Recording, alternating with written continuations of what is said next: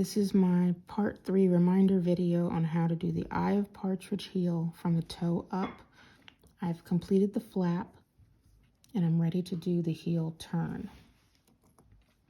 Make sure that you get a stitch marker that stands out and at least 2 others that you can use to show where your gap is.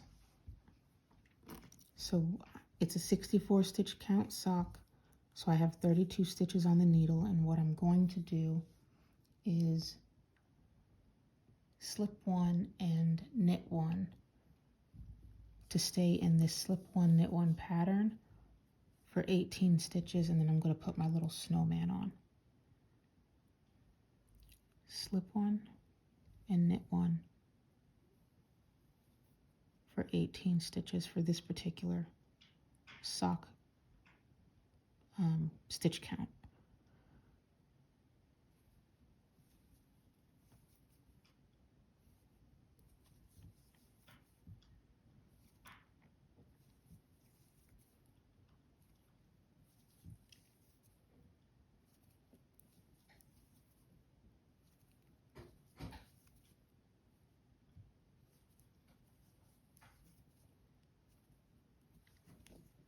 Let's see what we have. 2, 4, 6, 8, 1, 2, 4, 6, 18. Okay. Put this guy on. And this is just a place marker. So now what I'm going to do is do a slip, slip, knit through the front of these stitches here, and then knit the next stitch. And what I mean by slip, slip, knit through the front is slip as if to knit, slip as if to knit, taking the left needle, crossing over to the far right stitch.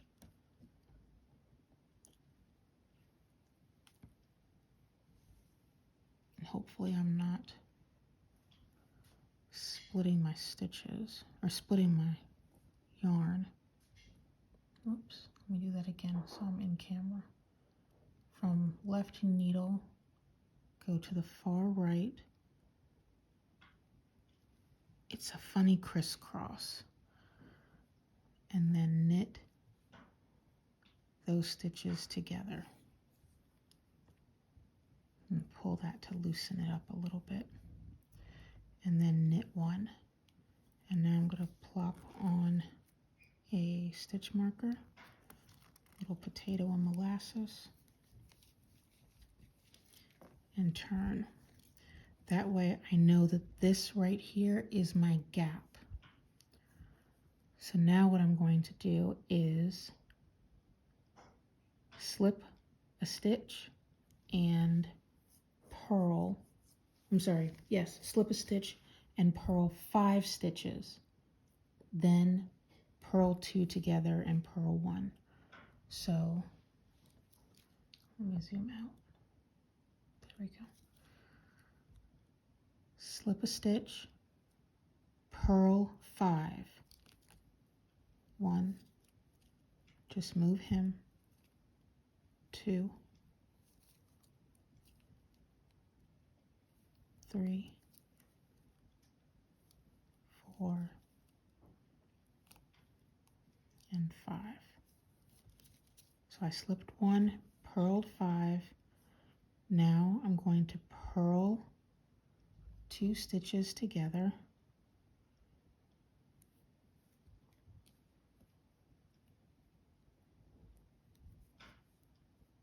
and purl 1 more. And let me turn, get my yarn in the back,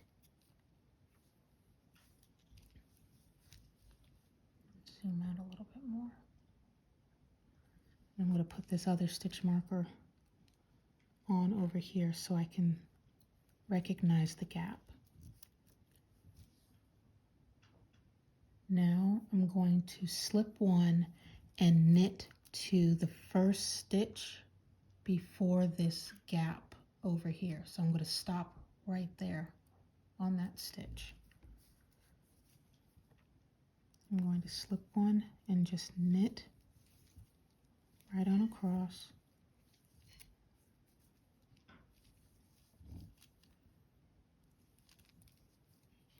Just move that place marker. Now I'm at the first stitch before the gap, and you can see how it opens up. Now I need to close this gap. So what I'm going to do is the slip, slip, knit from the front again. Again, that slip as if to knit. I'm going to pop that little marker off. Slip as if to knit again. Left needle comes around to the far right stitch, gets in there, and then you're knitting through the back loop, so it creates a kind of a crossed over slip stitch. Knit one,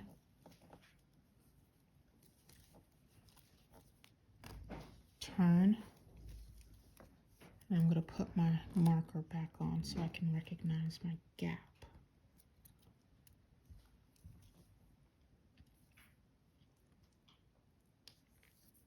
Now I'm going to slip one and purl to the first stitch before the gap. Slip one, purl, just slide this marker over,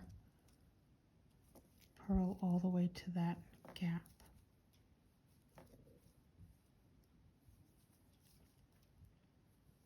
Okay, here's this marker so I know it's the gap. I don't have to worry about missing it.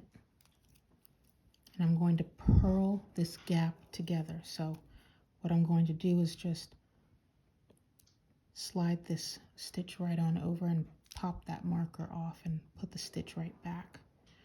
Bring my yarn to the front so that I can purl that gap together. Purl one, and I'll turn, get my yarn in the back. Now right here is the new gap, so I'm going to put my little reminder marker there. Now, reminder, because I did the Eye of Partridge here in the heel flap, I don't have to continue this slip one, knit one in the heel turn. I can make the heel turn flat, just straight knit stitches. I can just knit all the way back to the gap, turn, purl, turn, knit, and keep doing that, and it'll come out flat just like this. But I'm going to try and get it to like this one here, where it gives the effect that the slip stitches climb up onto the heel, and these knit stitches that are kind of buried in between, hidden in the back between the slip stitches, that they do the same thing on the heel turn. Plus it gives the heel a little bit extra squish, just like in the flap. There's no true rhyme or reason to get this to work. It's just go with what works for you. So you'll see what I mean. Okay. But again, if you don't want to go through this hassle, again, it's not really a hassle. It's just picking which stitch you want to slip versus knit. If you don't want to go through that, just knit straight across to the gap and purl, and then knit and purl, closing your gaps as you go. So what I'm going to do, because I want to try and keep to the slip knit pattern, I'm going to slip one, because it looks as though this stitch right there is falling in between these two predominantly slip stitches that are sticking out. So I'm going to slip that one, and I'm going to knit that one and knit this one. And again, it's just like eyeballing it.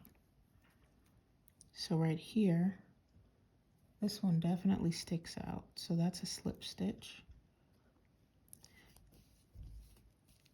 And actually, now that I think about it, I'm not sure.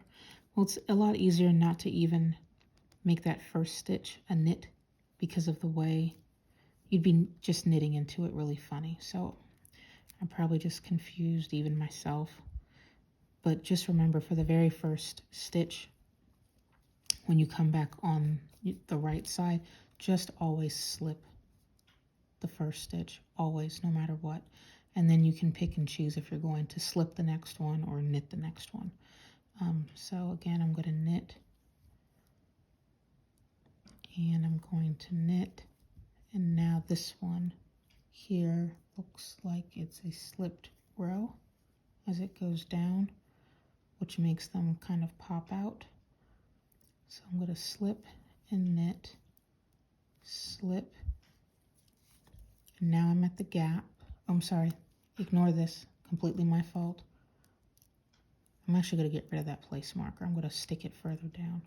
So slip and knit in case I need it. It was mainly there just to get me to the 18 stitches. So then I could turn and purl 5 and continue. You don't need to keep that extra one on there. Just remember that. So when you start, definitely put that first marker on to get you to the 18 stitches when you go across, and then when you go back the opposite way, you know where you are. But then moving forward, you can get rid of it. Hopefully that's not terribly confusing in the future. So continue with the slip and knit. Here's my gap. I can clearly see it, and I just use my marker to let me know. So I'm going to slip. I'm just going to pop that guy off, slip, cross from the front, and then knit through the back, and I'm splitting the yarn. There we go. Okay, slip, slip, knit from the front, and knit the next stitch, turn. I'm going to put my reminder marker back on.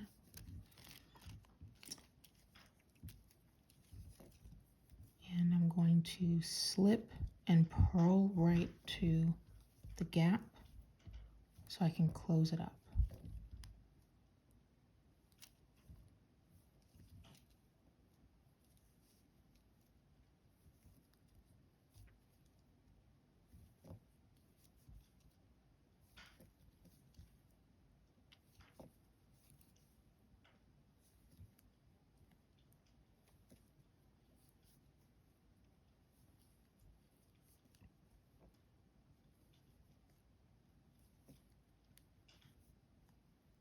Okay, I'm back at the gap. I want to purl this together. So I'm just going to get that marker off, put that back on, purl this gap together, purl 1, turn. We'll put this right back on. And again, you can just continue to knit if you don't want to do that slip 1, knit 1 to keep it going from the heel flap up. But I'm going to go ahead and do slip 1. This guy looks like he's on a slip. And what I could also do is, because I know this is going to be a slip stitch over here to close the gap, I can work my way backwards. So if that's a slip, knit, slip, knit, slip, knit, slip, knit, slip, knit. So that actually works out. So slip, slip. Let me go backwards. Knit, slip, knit, slip, knit, slip, knit, slip, knit. Slip and just keep going.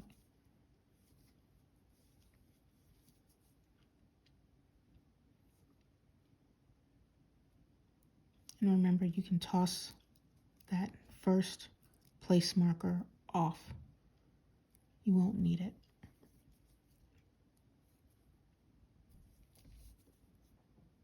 Okay, knit. Now I know I'm at my gap because of my little marker.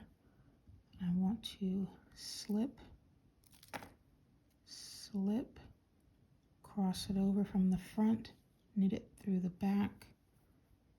Now knit the last, or knit the next stitch. And I'm going to go ahead and get rid of this place marker. I don't need it at all for anything anymore. Don't want it confusing myself or anyone else if someone else is watching.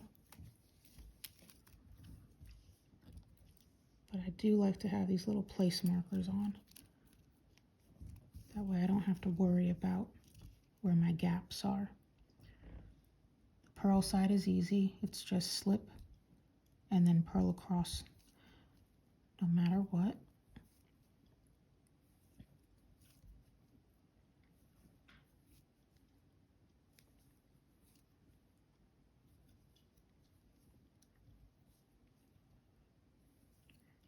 And remember to keep your tension a little loose. No death grips needed, because then it'll be even harder to get into these when you do your purl two togethers and your slip slip knits. So I'm at my stitch before the gap and I want to close that gap. So what I'm going to do, I can just pull my yarn to the front, slip, pop that marker off, put it right back. Now I can purl that gap together, purl the next stitch, go ahead and turn, pop that back on, and going to go ahead and repeat. Slip, and just try to get these to kind of line up as much as possible. It's no big deal.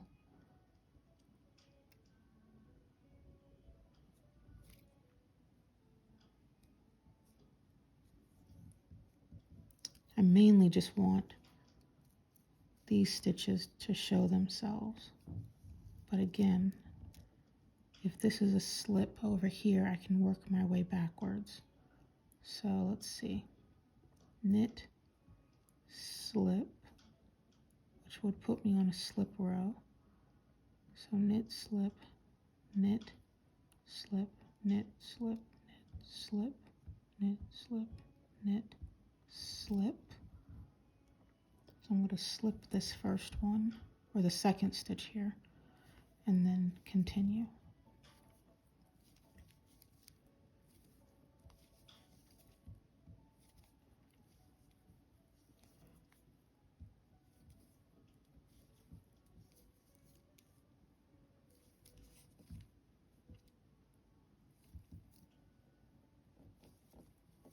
Let's see how this is working out.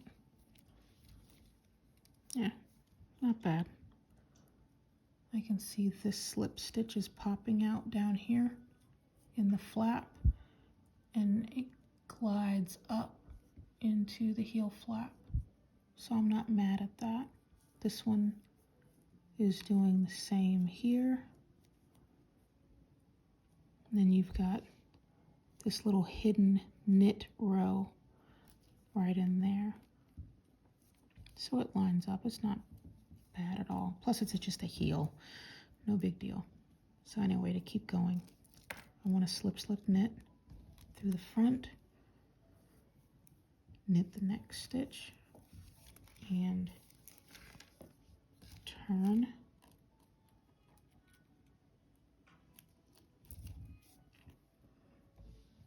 slip, purl across to the gap,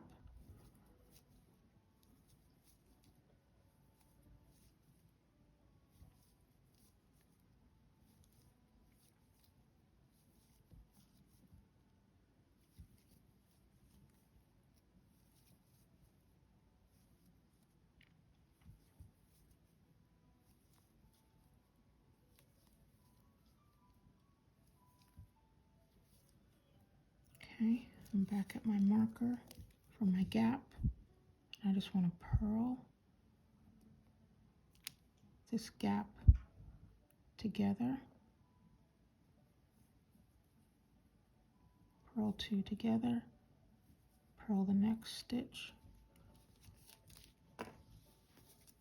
turn, and you can see the heel turn is starting to form itself, this little pocket.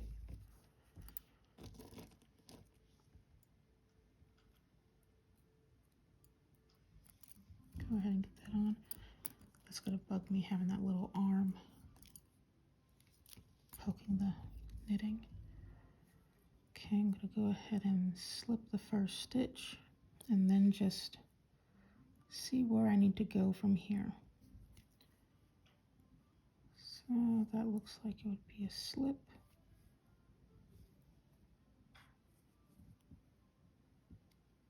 And let's just try it going backwards again.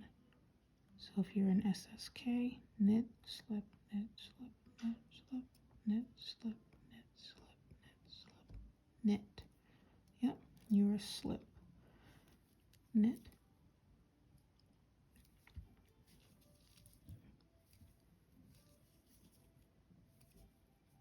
And again, this is just kind of winging it for this heel flap, slip one, knit one. Again, you don't have to do this. You can just knit straight across. Okay.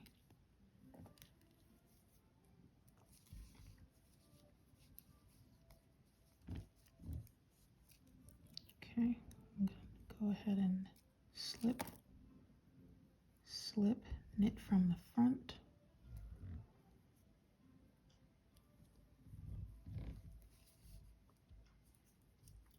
And then knit one. And actually, because I've only got one stitch left, I don't need to have my marker.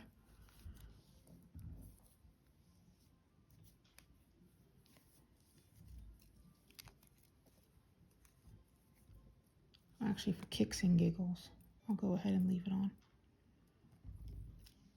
Okay. Now I'm going to slip and purl so I can close that gap at the other side of this row.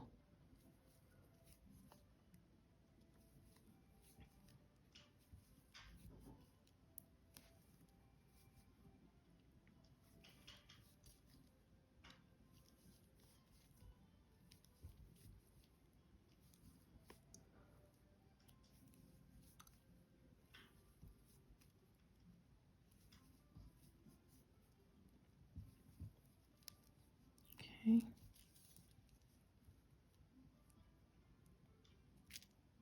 Purl this gap together and purl one.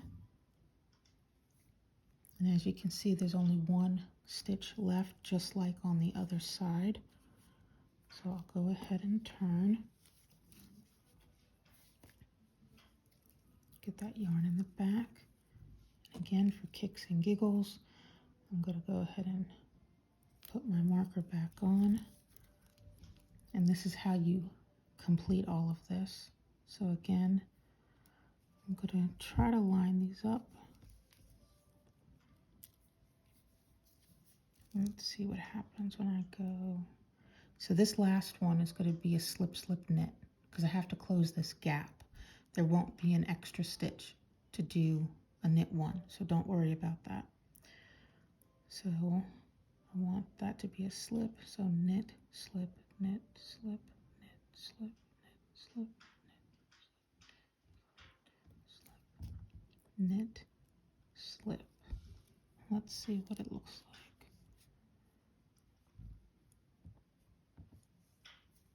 Yeah, I'll go ahead and do that.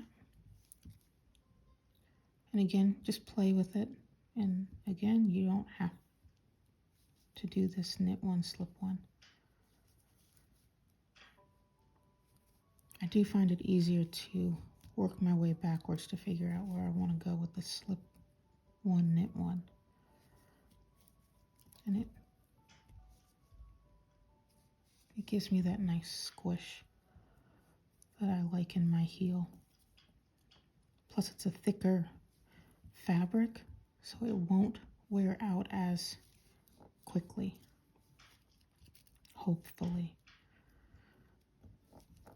Okay, now I want to slip, get rid of that, slip, knit through the front loop.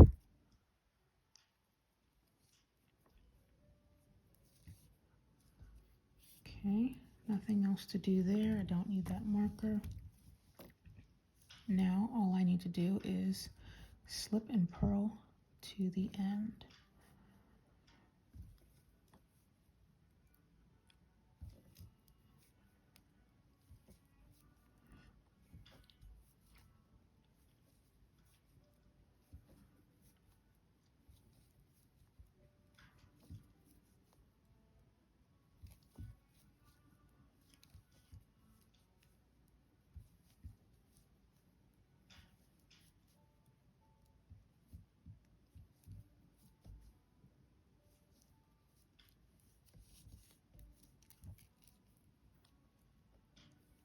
Heel turns are much faster than the heel flap, less stitches, and you're reducing stitches also.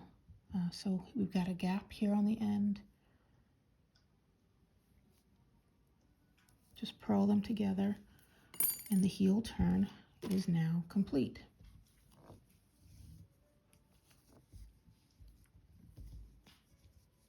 I know with the toe up, Partridge Heel, I've noticed, which I think I mentioned in either part 1 or part 2, but I'll remind myself, it's a lot more even on the left and right side.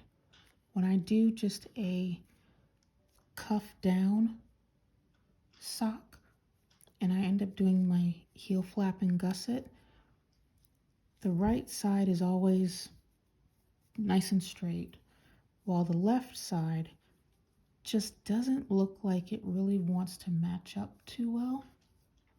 And I'm not sure why that is. No matter how many socks I do or techniques that I find to try to make it as even as possible, but going toe up, it looks pretty identical. May not be perfect, but it's pretty darn identical, and I don't have any spacing at all. It's fully intact, no gaps, nothing. And by doing the slip one, knit one in here, almost looks like a honeycomb effect. So it must have been because, I went backwards, but again, you just play with it. And I'm actually not mad at that. So when you change things up in knitting, things work out sometimes for the best.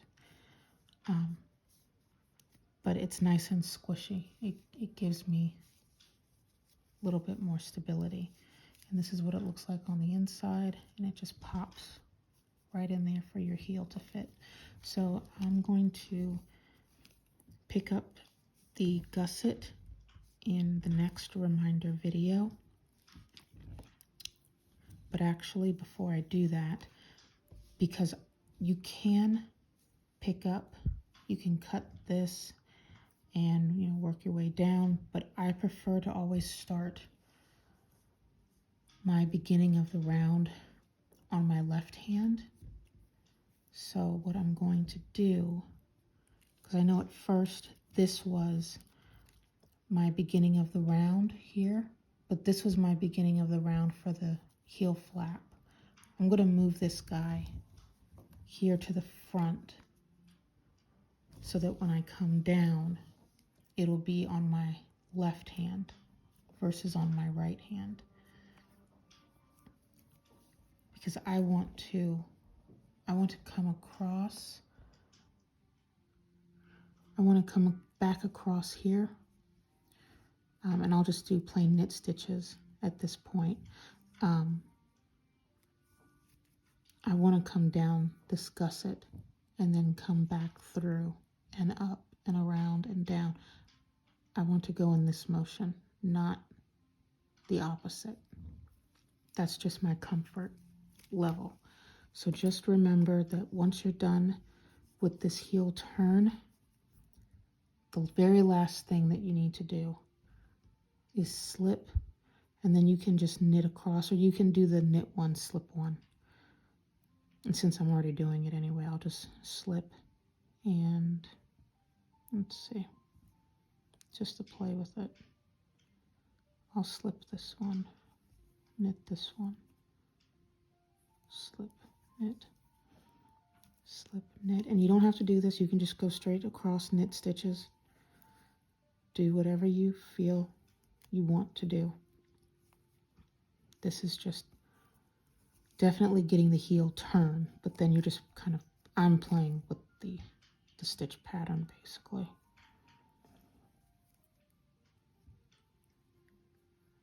Okay.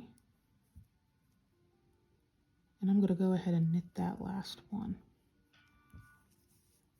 just to make sure it's nice and sealed.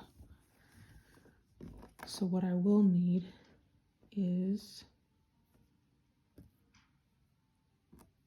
I'll need to cut my working yarn so I can have it go into my gusset, because I'm done with my contrast color. Contrast toe, contrast heel, and then I'll do a contrast cuff. So just remember, if you're doing the contrasting heel toe cuff, or however you want to do contrast color, when you're done with your heel, because you're going back into your main color, cut this working yarn if you haven't already done so. That way you can use it to pick up stitches and then continue right back into it, pick up stitches, continue, and just keep working your way around. That way you get out of the contrast color in the heel. So let me go ahead and grab my scissors so I don't forget.